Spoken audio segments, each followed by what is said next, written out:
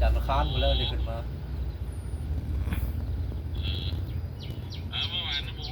ทั้งตอนแก้ทั้งเล่นแล้วไปช่วยดอกมือ3,000อ๋อเมื่อวานนี่กับมันบ่ายโมงก็วานนี่นะเมื่อย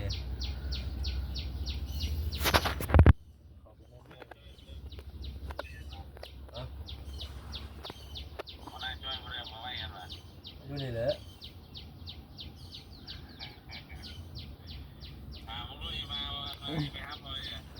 โอ้เมียคนมาน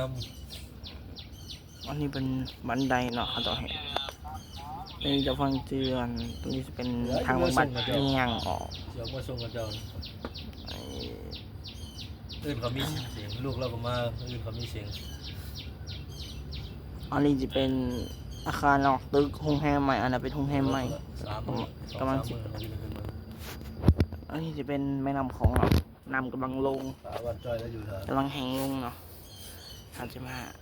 รีวิวในน้ำนี่เป็นหินเนาะตอนนั้นหินเกิดโมเมนต์เกิดน้ำท่วมตอนนั้นตอนนี้น้ำกำลังแห้งมีน้ำขึ้นหลายตัดด้วยใช่ไหม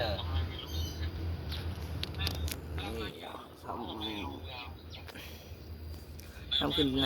ในปี2021น้ำกะขึ้นแบบนี้แหละ